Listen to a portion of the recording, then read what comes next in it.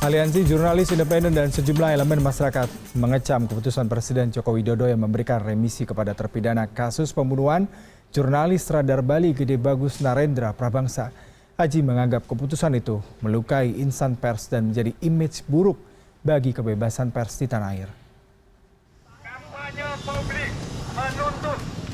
Langkah Presiden Joko Widodo menandatangani remisi kepada 115 narapidana termasuk dalam pembunuhan wartawan Radar Bali menuai polemik. Di berbagai daerah seperti Denpasar, Jakarta, dan Surabaya, Aliansi Jurnalis Independen serta sejumlah elemen masyarakat menggelar aksi demonstrasi menolak pemberian remisi oleh Presiden Jokowi terhadap Inyoman Susrama, terpidana kasus pembunuhan jurnalis Radar Bali Narendra Prabangsa di Bali pada 2009 silam. Pemberian remisi ini dinilai tidak sejalan dengan semangat kebebasan pers. Terlebih, kasus pembunuhan Prabangsa menjadi satu-satunya kasus pembunuhan wartawan yang diselesaikan sampai tuntas oleh kepolisian.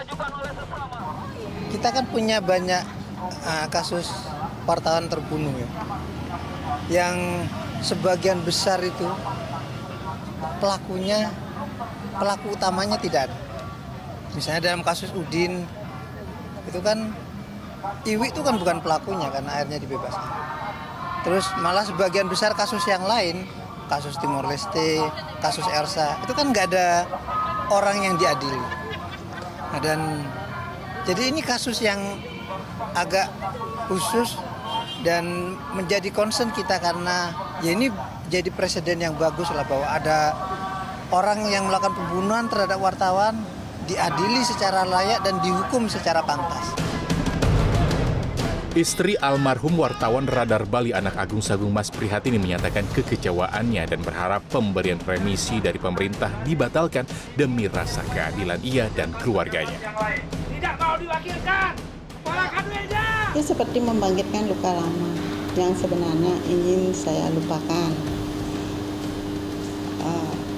Ini membuat saya antara kaget, sedih karena muncul luka lama, juga marah.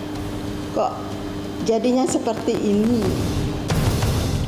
Sementara itu, Kementerian Hukum dan HAM menyatakan pemberian remisi bagi otak pembunuhan wartawan di Bali sudah melalui mekanisme yang berlaku. Pemberian remisi atau pengurangan masa hukuman juga merupakan salah satu alat untuk mengurangi sesaknya lapas di tanah air. Bahwa itu kejahatan yang dilakukannya, iya. Tetapi kan manusia ini ada perubahan, ada perbaikan. Remisi adalah merupakan mekanisme mekanisme pembinaan kita. Kalau seseorang di lapas tidak diberi remisi misalnya, tidak ada reward, mereka tidak ada gunanya berbuat baik. Mereka dapat melakukan hal-hal yang tidak baik di sana, melawan, merusak dan lain-lain. Jadi mekanisme remisi adalah satu alat penting di lembaga pemasyarakatan. Sebelumnya pada Desember lalu, Presiden Joko Widodo menandatangani Kepres nomor 29 tahun 2018 tentang pemberian remisi berupa perubahan dari pidana penjara seumur hidup menjadi pidana penjara sementara. Remisi terhadap 115 napi termasuk terpidana kasus pembunuhan wartawan Radar Bali menimbulkan gelombang protes di sejumlah daerah di tanah air. Bagaimana jejak kasus pembunuhan dan juga peradilannya? Berikut rangkumannya.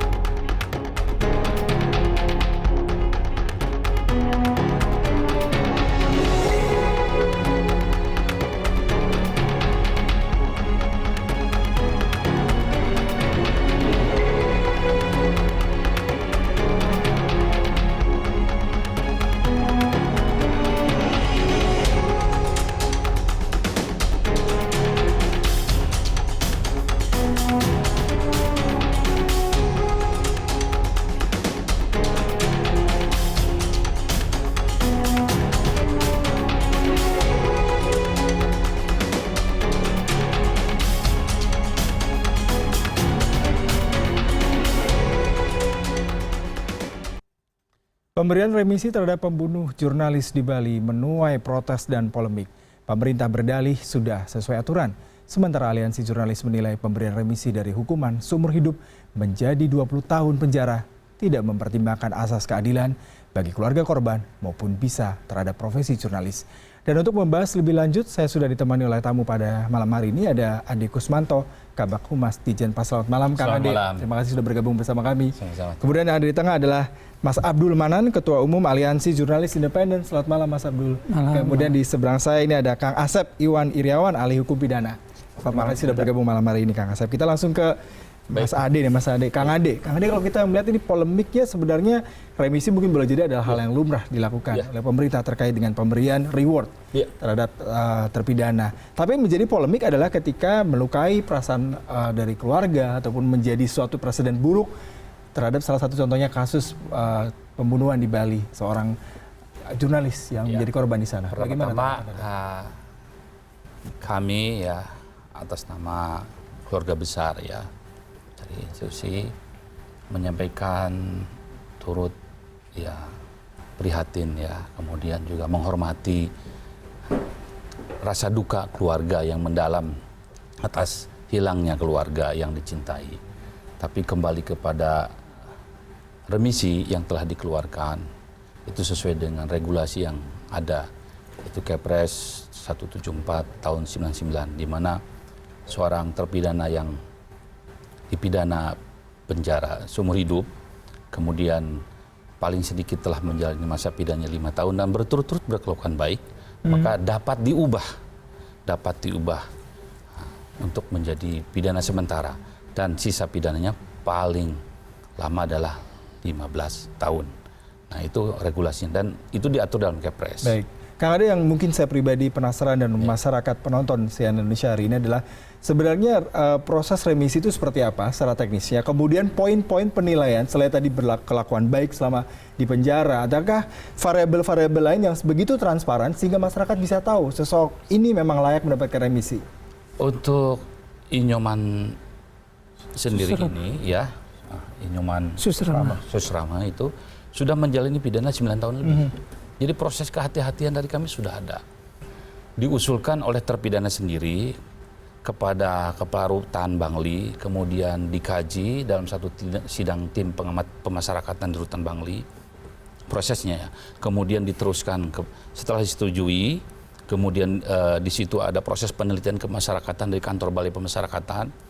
Setelah disetujui dengan berbagai aspek sosiologis, kemudian hukumnya semuanya, kemudian diteruskan ke Kantor Wilayah Kementerian Hukum Bali. Di situ juga ada tim pengamat pemasyarakatan.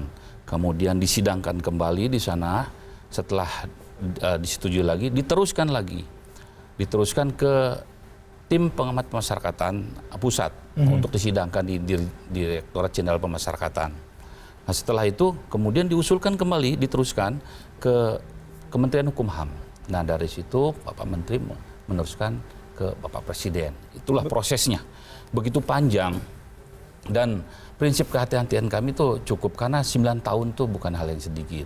Di Kepresnya jelas bahwa 5 tahun, paling sedikit 5 tahun apabila terpidana yang dipidana dengan pidana seumur hidup dapat diusulkan apabila berkelakuan baik.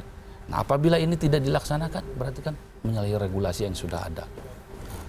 Seperti itu. Ya, saya coba ke Mas Abdul. Mas Abdul, bagaimana dengan tanggapan Anda terkait tadi memang pemerintah selalu mengatakan bahwa saya sudah sesuai dengan prosedur, reward and punishment sudah dijalankan, reviewnya juga sudah jelas. Bagaimana tanggapan Anda terhadap kasus ini, terutama terkait dengan jurnalis di Bali sendiri?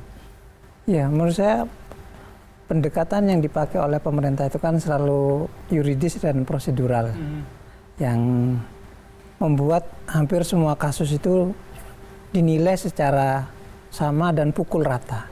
Dan menurut saya ya, pendekatan prosedural seperti itu sebenarnya yang seringkali mengabaikan rasa keadilan, karena tidak ada pembedaan misalnya apakah satu kasus ini sama derajatnya dengan kasus yang lain, dan apakah dampak dari kejahatan yang dilakukan itu misalnya punya efek merusak yang sama atau tidak. Misalnya dalam kasus Prabangsa ini, pembunuhan terhadap wartawan Radar Bali ini, kami menilai bahwa ini kejahatan yang menurut saya serius karena Pertama, dia secara terencana melakukan pembunuhan itu. Dan dengan cara yang sangat kejam menurut saya, karena bukan hanya dipukuli tapi dibuang ke laut. Dan yang kami dengar dalam keadaan itu kan sangat kejam gitu. Jadi begitu dia dihukum, kami menganggap bahwa, dan saya kira keluarga korban juga punya pandangan sama, dengan tindakan yang sangat kejam seperti itu, sudah seharusnya dia dihukum dengan yang setimpal. Ya walaupun tentu saja kita tidak setuju kalau dia membunuh orang terus dia nyawanya juga dicabut alias hukuman mati. Tapi setidaknya dia dihukum secara maksimal. Dan saya kira dengan putusan pengadilan memberikan keputusan hukuman seumur hidup, itu hukuman yang sudah pas lah saya cukup pantas. Bahkan kalau misalnya bisa dihukum 100 tahun, 200 tahun, menurut saya itu hukuman yang pantas. Karena dia itu kejahatan yang tidak bisa diperbaiki karena orang yang mati tidak bisa kembali. Dan bagi kami di komunitas wartawan, ini juga menjadi presiden yang buruk karena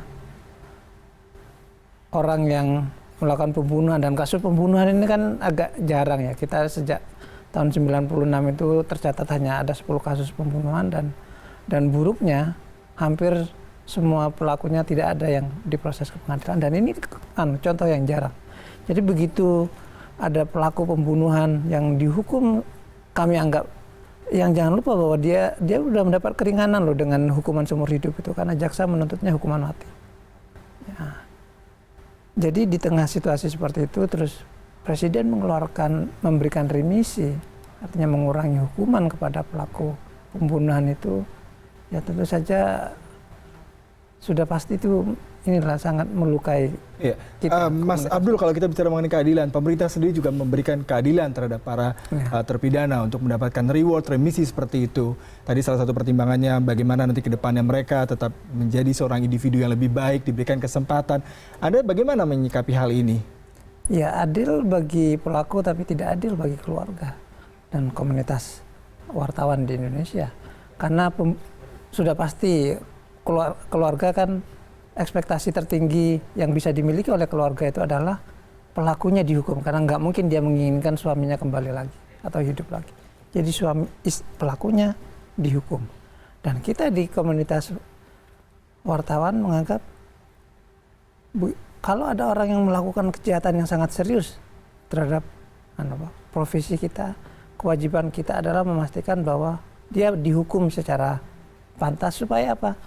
Supaya ada efek jera yang bisa ditimbulkan di masa depan. Karena kalau misalnya pelaku pembunuhan terhadap wartawan mendapatkan keringanan, itu akan membuat orang tidak terlalu berpikir 1000 kali untuk melakukan tindakan serupa di masa depan.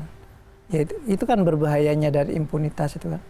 Orang tidak akan takut lagi melakukan kejahatan serupa karena dia yakin bahwa dia tidak akan dihukum secara pantas atau tidak dihukum secara berat. Dan itu kan presiden buruk. Dan itu yang harus dicegah. Baik, saya coba ke Kang Asep. Kang Asep, kalau dikatakan tadi oleh Mas Abdul adalah seolah-olah pemerintah pukul rata gitu ya. Tidak melihat bagaimana kasus baik kasus, kemudian latar belakang kasus itu, sehingga semua diberikan remisi seolah-olah kadang-kadang tadi seperti Mas Abdul katakan, tidak mengindahkan perasaan keluarga maupun profesi jurnalisme yang terancam akibat tindakan ini. Tapi kita jeda terlebih dahulu, Kang Asep. CNN Indonesia Prime News segera kembali, tetaplah bersama kami.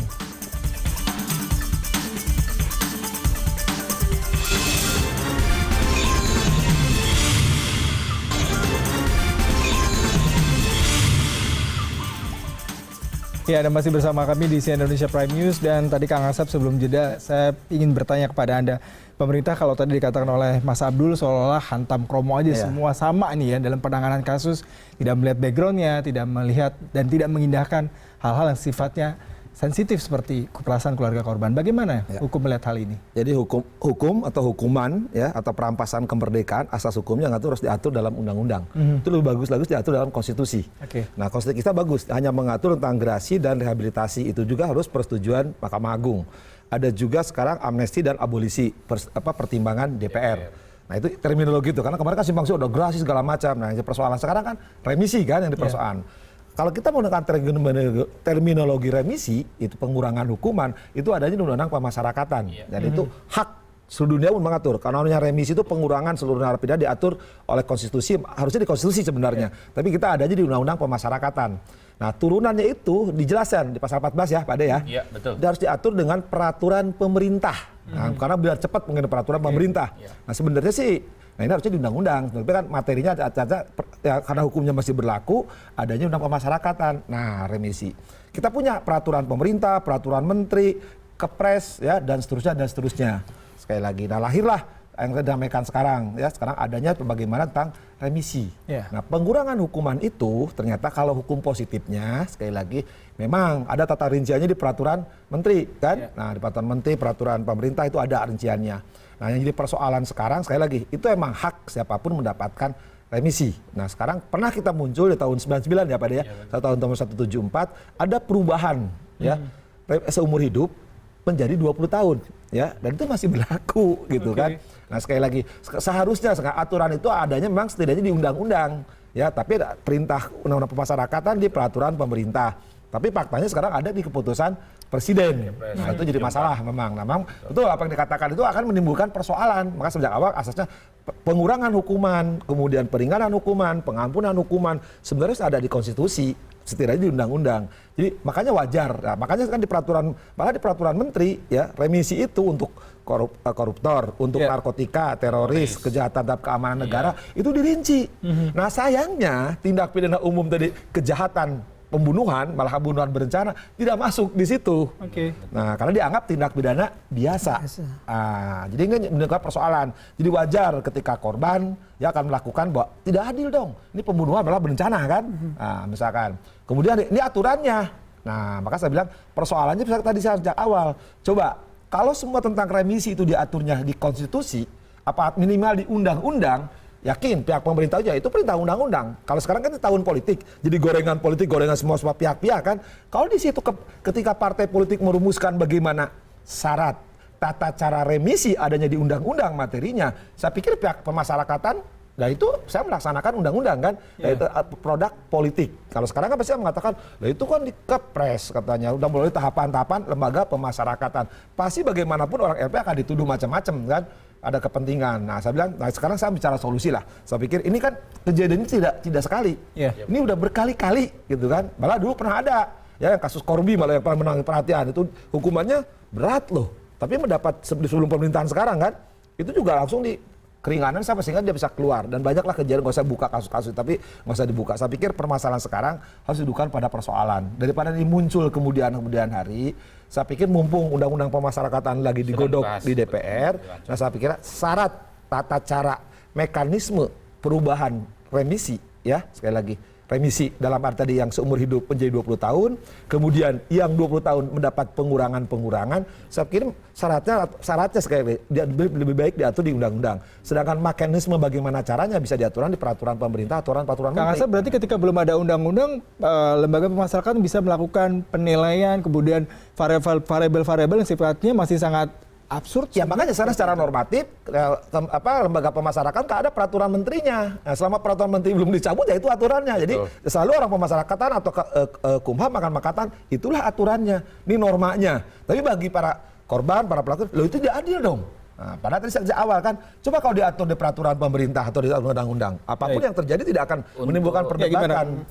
Remisi itu di bawah narapidana berhak mendapat remisi. Diatur dalam undang-undang pemasyarakatan. Pasal 14. Nomor 12 tahun 95. Tapi untuk kasus ini tentang perubahan remisi, perubahan dari pidana seumur hidup menjadi pidana sementara itu diatur dalam Kepres 174 tahun 99. Di situ disebutkan yang tadi saya sampaikan bahwa dapat diubah apabila narapidana yang sudah paling sedikit 5 tahun berkelakuan baik itu dapat diubah menjadi pidana sementara paling sedikit 15 tahun. Tapi makanya ini Pak Ade, makanya kan kalau dapat, maka sebenarnya kan harusnya sensitivitas yang berhak mengeluarkan tadi kan.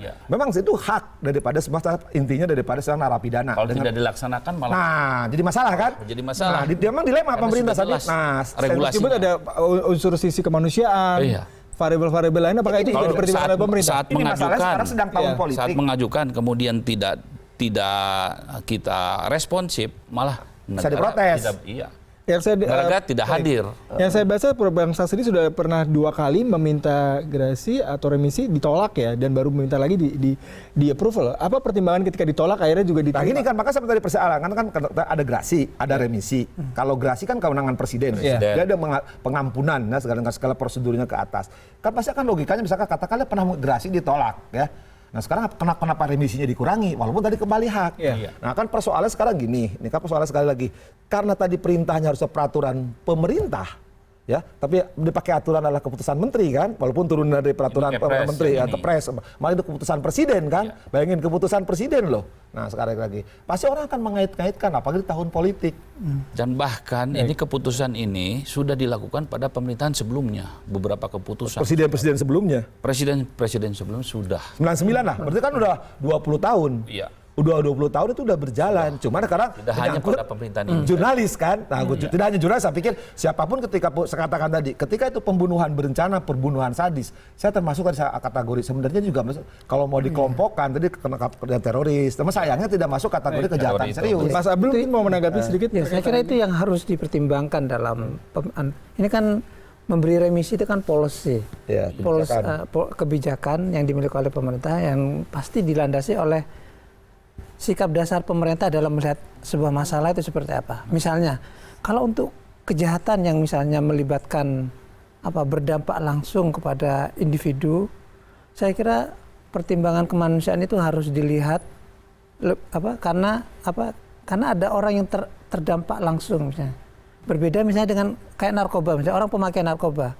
Kalau dia mendapatkan remisi, masih polisinya adalah bisa lebih longgar karena apa? Dia merusak dirinya sendiri dan kerugian terhadap orang lain lebih sedikit. Sementara kalau misalnya dalam kasus korupsi misalnya itu tergolong yang seharusnya tidak boleh mendapatkan banyak remisi karena dia merugikan banyak orang. Enggak, malah gini, mengambil Pak, hak. Itu di peraturan pemerintah maupun di itu rinci lah untuk narkoba, teroris ya, misalkan yang paling gampang ya, berkelakuan baik, dia harus membuka jadi JC ya. Kemudian malah yang teroris harus setia kepada NKRI yang lagi ramai sekarang. Itu rinci. Nah, cuman yang tadi yang pembunuhan ini emang nggak ada. Misalnya hanya prinsip aja pasal 3 pidana umum tidak berlakuan baik telah menjalani hukuman 9 bulan yang minimal. Berkelakuan baik itu seperti apa mungkin? Nah, kalau masyarakatan itu relatif baik yang seperti pertama apa? adalah taat dan patuh selama menjalani pidana di lapas Torutan. Itu dalam bentuk poin, ada menilai, ada sipir atau seperti apa? Iya, ada penilaiannya. Ya. Jadi ya? tidak pernah melanggar tata tertib yang diberlakukan di situ. Kemudian juga tidak masuk dalam catatan register app. Register app itu register sanksi. Ada poin dari terendah sampai tertinggi. Iya. Range seperti apa gitu kan. Kemudian ada petugas dari Bapas itu, pembimbing kemasyarakatan saat akan diusulkan ini tuh hadir di situ, meneliti dari segi background sosialnya, latar belakang kasusnya, kemudian keluarganya, semuanya. Nah, berupa laporan penelitian kemasyarakatan itulah yang dilampirkan. Apakah ada kemungkinan terjadinya distorsi dalam penilaian ketika mungkin, maaf dalam tanda kutip, ada lobby-lobby, ada seperti apa? Bagaimana itu Anda ini tahapnya menyikapinya? panjang loh. Dari LP, Kanwil, sama Dirjen panjang sekali. Kalau dari LP-nya sendiri mungkin sudah dilobi untuk memberikan penilaian? Ada dari pihak kantor wilayah, ada pihak dari Direktorat Jenderal Pemasyarakatan, kemudian ada dari kementerian, tim ahli kementerian, kemudian diusulkan lagi ke presiden, di presiden kan ada tim ahli juga. Saya yakin ini pasti penuh dengan kehati-hatian dan penuh dengan pembahasan yang mungkin variabelnya seperti apa? Tidak hanya satu ini saja kan, di Kepres ini ada 115 orang yang dikeluarkan, semuanya adalah pidana umum. Iya, kalau boleh dikatakan kebetulan salah satu korbannya adalah maksudnya bagaimana? Bagaimana memastikan bahwa prosesnya dilakukan dengan cukup fair misalnya? Dengan akurat ya gitu. Ya misalnya, kan publik tidak tahu kan, yang tahu kan hanya pemerintah. Bagaimana meyakinkan publik bahwa ini dilakukan dengan pertimbangan yang objektif, bukan karena ada faktor non objektif. X gitu ya. Ya yang Corby aja kan jebol tidak tahu, kan. Yang paling menonjol juga misalkan yang menarik perhatian kan Corby jebol juga dulu kan. Nah sekarang juga ini yang sebenarnya dulu kan rame juga menarik di Bali itu kan jebol juga kan. Artinya kan sekarang yang diusulkan oleh pemasyarakat itu kan banyak ya, pada kan ratusan gitu.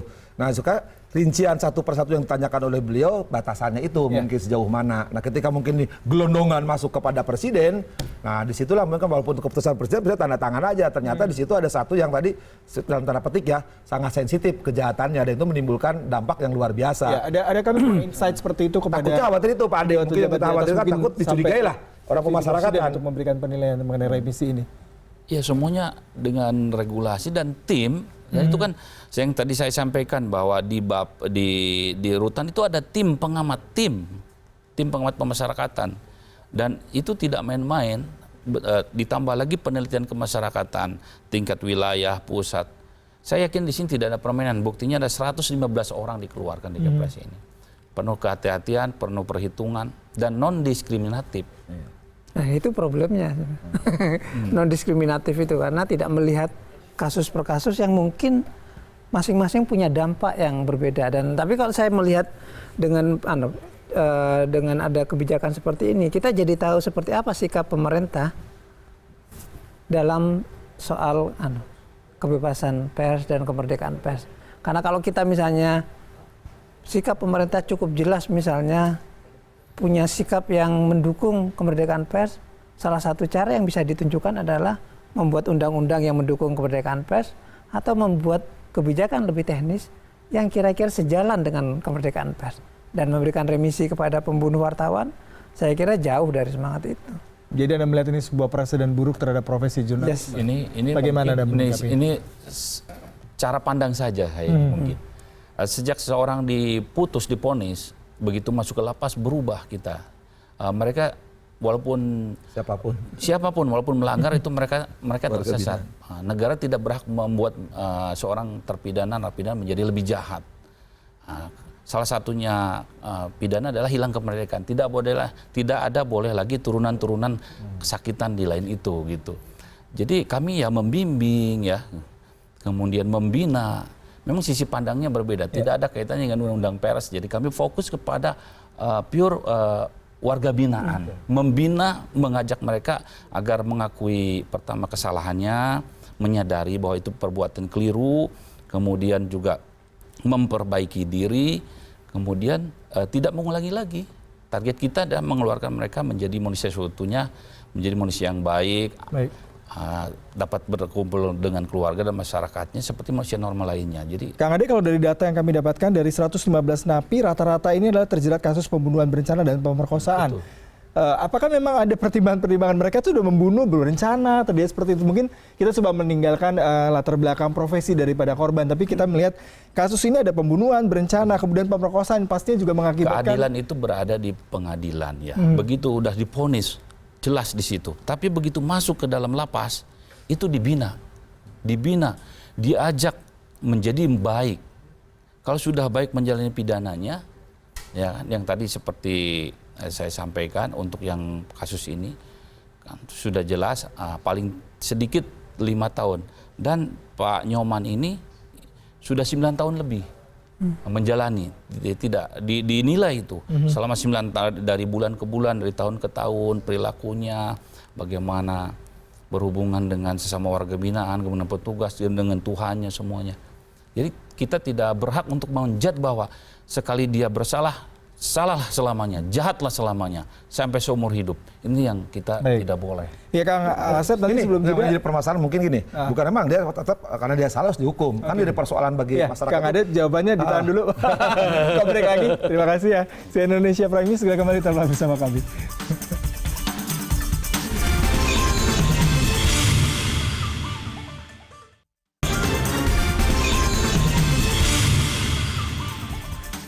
Ya, Anda masih bersama kami berbincang mengenai polemik pemberian remisi. Apakah ada unsur-unsur lain terkait dengan tidak hanya masalah keadilan, tapi juga faktor yang harus dibahas lebih detail. Kang Asep, tadi sebelum jeda Anda mengatakan apa yang menarik yang sebenarnya menjadi muara ini adalah di undang-undang. Ya. Tapi undang-undangnya masih digodok dan belum selesai. Tapi kasusnya akan terus berulang.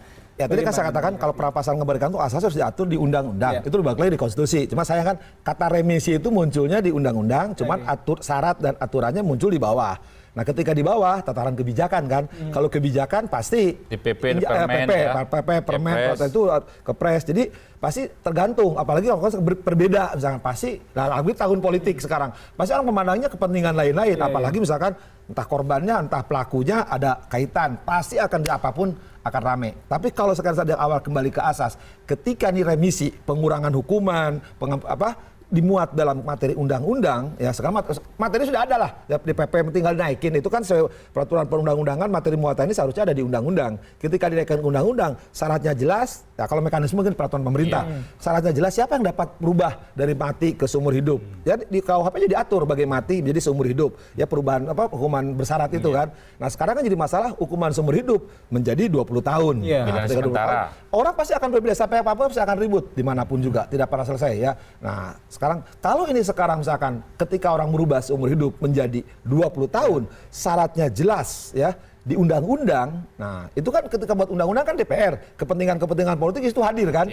Jadi ketika mereka siapapun yang menggoreng, sekali profesi apapun dirubah, tunjukkan, pasti orang LP, ya kami melaksanakan undang-undang kan. Nah, tapi kalau misalkan peraturan menteri, nah kebetulan menterinya misalkan dari partai A, nanti yang korbannya partai B dan C, itu pasti akan ribut. Tapi kalau di undang-undang, nah Anda telah tercatup sekarang materi muatannya di undang-undang. Syarat merubah seumur hidup jadi 20 tahun, 20 tahun dikurangi itu adanya di undang-undang. Ini kesepakatan bersama. LP kan hanya melaksanakan undang-undang kan? Betul. Nah, tetap. Berarti dengan tanda kutip ketika ada dorongan protes terhadap remisi ini dengan tidak ada undang-undang nggak akan mungkin bisa diambil. Nah, makanya sekarang kan aturannya sekarang itu yang ada. Aturan yang ada selama belum itu berlaku, cuma akan menemukan perbedaan terus karena pihak korban pun ya akan bertanya. Tidak itulah. Dulu juga ini kan kejadian tidak hanya sekali loh. Ya terlepas dari profesi jurnalis, profesi lain juga ada kan dulu juga. Ini kan sering berulang. Nah, ini juga dia juga LP juga melaksanakan ketentuan dari bawah ke atas, ini aturannya diasukan ke atas. Sebenarnya gini, kan LP mengajukan ke presiden, kan ujung katanya keputusan presiden kan. Persoalannya sekarang di lingkungan presiden ini orang-orang hukumnya ngerti nggak? Nah, hukum tadi kan tidak bicara kepastian. Oke, ada aturan bisa dikurangin haknya warga binaan. Tapi kan hukum tidak bicara kepastian, bicara keadilan, bicara kemanfaatan. Ah, jadi kita mengatakan, oh dilihat, oke haknya dia. Sekali lagi mohon dengan segala hormat. Oke lah mengenai sekian ratus ini, tapi ini kan sensitif nih. Ini dirubah di seumur hidup, misalkan atau mati dirubah seumur hidup 20 tahun. Karena ini narkotika, ini teroris, apalagi ini pembunuhan berencana. Dan kenapa sih ditunda dulu, misalkan dengan lihat sekarang kan Pak Jokowi suka mengatakan alasan kemanusiaan. Nah mungkin tunda dulu yang ini. Nah ini keluarkan dulu. Tidak dalam berarti tidak menghilangkan haknya siapapun merubah seumur hidup 20 tahun. Tapi ini karena menyangkut tadi, ini tidak adil untuk protesnya beliau kan. Ini tidak bermanfaat. Masyarakat akan ribut. Udahlah, daripada yang menyangkut orang ini diatur kemudian hari seperti teroris. Ketika belum ada undang-undangnya, lalu seperti apa kondisi saat ini? Bisa. Karena ini juga melaksanakan peraturan menteri, peraturan pemerintah, itu aturannya. Eksekutif. Tim pemasyarakatan. Dan bagaimana mungkin? Saya kira kan ini kan di level keputusan presiden, yang artinya di level policy kan, bukan di level undang-undang yang kita bicarakan. Makanya pada akhirnya adalah tergantung pada bagaimana stand politik presiden dalam isu misalnya terkait kemerdekaan pers ini. Kalau misalnya presiden sangat anti korupsi dan ingin memerangi korupsi, sikap yang harus ditunjukkan adalah tidak memberikan remisi kepada pelaku. Jadi benar-benar harus tegas dan transparan dari awal. Karena ini juga kalau misalnya dia mendukung kemerdekaan pers, yang dikecualikan kan. Nah, di korupsi kan dulu yang dapat remisi, saya lupa kasih tahu saya Pak Ade. Jadi yang diputus sekian ini nggak berlaku, tapi yang putus sekian remisinya kena ya kalau nggak salah. Ada aturannya itu yang PP. Ya, ada PP 28 dan PP 99. Itu yang diputus dulu remisi bagi koruptor berlaku, tapi yang setelah ini nggak berlaku kan. Nah, itu juga ada pemilahan di situ. Nah, seharusnya juga setidak-tidaknya pola kebijakan itu dikenakan juga terhadap pembunuhan berencana. Artinya ini pada akhirnya kembali ke policy pemerintah, policy presiden. Kalau misalnya punya sen bahwa kami presiden mendukung kemerdekaan pers, ya membuat kebijakan yang mendukung kemerdekaan pers. Dan orang-orang misalnya pelaku mungkin Pak bisa berlaku yang lain lah. Misalnya ke yang lain misalnya. Karena saya mewakili pers. Pers kan mewakili masyarakat juga, publik juga gitu. Itu harus ditunjukkan dengan cara itu. Tidak membuat kebijakan yang merugikan kemerdekaan pers. Dan saya kira. Jadi kalau Mas ini melihat bahwa ini lebih ketakutan dari kebebasan pers salah satunya, selain dari rasa keadilan pihak keluarga, kemudian juga kemanusiaan. Anda melihat lebih ke sana lagi? Ya, kita kan sebagai organisasi wartawan, salah satu goal tertingginya itu adalah bagaimana mendorong adanya iklim yang mendukung kemerdekaan pers. Dan pembunuhan terhadap wartawan itu adalah ancaman tertinggi bagi kemerdekaan pers. Dan kita tahu bahwa apa dampak dari misalnya pembunuhan itu, dampak yang paling kelihatan itu adalah bahwa itu akan memberikan sinyal kepada wartawan yang lain, jangan melakukan hal yang serupa. Itu kan ancaman yang serius. Kalau ada orang membunuh wartawan, itu kan pasti membuat wartawan yang lain akan berpikir untuk melakukan hal yang sama. Kalau wartawan takut menjalankan kerja jurnalistiknya, bagaimana kita menjalankan kewajiban undang-undang pers? Apalagi yang memberi mandat punya kita kekuatan ya. Ya, kalau Kang Ade bagaimana independensi dari tim di lapangan itu ya mungkin yang tadi mungkin memang Anda katakan ini sudah sangat valid, akurat, kemudian bisa dipertanggungjawabkan. Lalu bagaimana itu mengukurnya gitu? Dalam artian mungkin ada ya mungkin masih akan terjadi penyelewengan. Apakah Anda optimis benar-benar smooth semua prosedur berjalan lancar? Ya, saya pikir yang tadi saya sampaikan bahwa untuk kasus ini itu udah sesuai prosedur dan saya yakin tidak ada abuse of power, niat untuk menggolkan, untuk menguntungkan salah satu pihak, tapi murni kepada menjalankan dari regulasi dengan tentunya melihat berbagai aspek. Yang tadi saya sampaikan ada syarat-syarat yang harus dipenuhi. Minimal 5 tahun dulu dijalankan dan ini bahkan kan 9 tahun ini sudah lebih.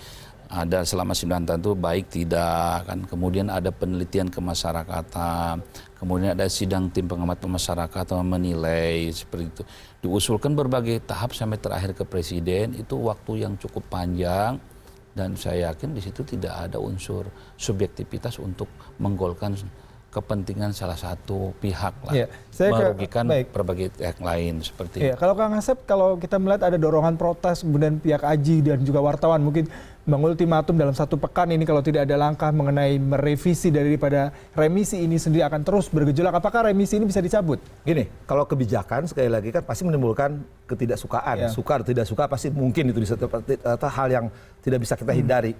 Nah, ketika remisi sudah keputusan presiden, memang aturannya tidak pernah ada kepres dicabut. Sepengetahuan Pak Ade gitu ya, nggak ada kan? Ya kalau direvisi tidak ada. Nah, emang sepengetahuan saya selama ini ya nggak ada. Kecuali kalau di keputusannya presiden kalimatnya ada. Apabila kemudian terdapat kekeliruan, nah suka ada exception itu. Kemudian dicabut kembali ya, berani nggak masalah itu kan? Tapi apabila presiden mungkin mempertimbangkan adanya gejolak di masyarakat. Nah, kalau saya segini lah, sekarang kan khawatir kan, oke lah misalkan itu siapapun mau menyampaikan protes. Nah, kalau sekarang dimulai sekali presiden misalkan merubah aturan yang itu sebenarnya presiden. Sekali lagi itu hak dari warga binaan, wewenang presiden. Nah, ketika presiden wewenang dituangkan dalam putusan presiden sudah jadi, sudah final ya. Nah, sekarang kita dirubah, sepengetahuan saya untuk menyangkut remisi nggak tahu tolong dikoreksi, nggak pernah ada gitu. Itu masalah nggak ada. Paling kembali saya solusi lah sekarang daripada ribut. Nah, sekarang kalau yang bersangkutan sudah dari seumur hidup 20 tahun lah katakan, sudah jadilah, nah sudah jadi bubur atau apapun. Ya paling terlepas apa hak lagi ya. Jangan dikasih remisi berikutnya, udah 20 tahun. Umur beliau berapa sekarang? Umurnya berapa ya? Saya kurang. 50-60. Tambah 20 ya kayaknya udah sepuh paling sepuh paling itu solusinya. Sekarang jangan dikasih remisi apapun. Kalau udah ya tapi susah aturannya maka orang hak kembali karena remisi bisa udah 20 tahun itu ada aturannya masalahnya. Semua kembali ke regulasi yang ada undang-undangnya. Nah, kembali ketika undang-undang dilaksanakan, nah sakwa sangka seudon akan terjadi ke pihak LP kan. Walaupun dia mengatakan sesuai prosedur, sesuai aturan. Dilaksanakan jadi haknya warga binaan dilaksanakan pasti menimbulkan ketidakadilan. Maka saya bilang ini memang dilema bagi siapapun, tapi sebenarnya ngambil keputusan. Terakhir mungkin Mas Abdul, seberapa jauh perjuangan teman-teman jurnalis untuk memperjuangkan tadi ya, kalau bisa menganulir meskipun kalau kata dari Kang Asep maupun Kang Ade berat sekali. Saya kira ini bukan undang-undang atau konstitusi yang tidak bisa dicabut. Konstitusi ini bisa dirubah, soal policy yang menurut saya pada akhirnya tergantung. Kalau presiden punya kepedulian dan punya concern terhadap kemerdekaan pers, saya kira pencabutan itu bukan kiamat lah buat presiden. Dan kami di AJI melihat bahwa ini salah satu mengapa kasus prabangsa ini jadi momentum penting karena apa? karena kita ini sudah bisa dikatakan punya kultur impunitas yang kuat. Indonesia tercatat di Komite to Protect Journalists, organisasi internasional yang merekam kasus-kasus kekerasan, mencatat 10 kasus pembunuhan terhadap wartawan dan hanya 1 yang otaknya diadili. Jadi ini model sama persis dengan situasi internasional. Dari 2000-an kasus pembunuhan wartawan, 1 dari 10 yang pelakunya diadili. Sama persis dengan situasi di Indonesia. Itu menurut saya situasi yang sangat mengerikan gitu. Karena apa? Karena inilah yang menurut saya mendorong orang jadi tidak takut melakukan kekerasan terhadap wartawan dan mungkin melakukan pembunuhan di masa mendatang. Karena dia tidak mendapatkan contoh bahwa kalau kamu melakukan kekerasan terhadap wartawan, kamu akan mendapatkan hukuman tertinggi. Nah, jadi kalau misalnya kita meringankan hukuman, itu seperti memberi kesempatan kepada orang lain untuk tidak berpikir 1000 kali untuk melakukan kejahatan serupa. Itu yang harus kita cegah. Gitu. Dan karena itulah kita melakukan campaign secara nasional. Kemarin hari Jumat itu ada sekitar 18 kota demonstrasi menuntut Presiden mencabut remisi ini. Dan kami juga di tim hukum juga mempertimbangkan untuk membawa kasus ini ke ranah hukum. Karena ini kebijakan tata usaha negara, jadi misalnya apakah kita ke petun atau seperti apa, itu sedang kami pertimbangkan. Jadi saya kira pesan kami sangat jelas, kalau Presiden punya mendukung kemerdekaan pers, ya Presiden tahulah yang harus dilakukan, cabut remisi. Terima kasih atas waktunya. Kalau tadi saya bisa menangkap bahwasanya memang salah satu yang tadi dari Kang Asep katakan adalah muara hukumnya harus jelas dulu. Payung hukumnya, materinya harus jelas sehingga nanti para rekan-rekan di lembaga pemasyarakatan maupun di Kemenkumham bisa menegakkan sesuai dengan kebenaran. Dan memang kalau dikatakan remisi adalah hak dari para narapidana, warga binaan untuk mendapatkan reward dari apa yang sudah mereka dapatkan menjalani hukumannya. Tapi juga di satu sisi lain juga harus mempertimbangkan sisi kemanusiaan dan keadilan dari keluarga maupun pihak-pihak yang dirugikan. Selektif lah perkara pembunuhan remisinya. Lebih selektif. Terima kasih buat waktunya. Pak Kang Ade juga. Terima kasih Pak. Terima kasih banyak. Di Indonesia Prime News segera kembali, tetaplah bersama kami.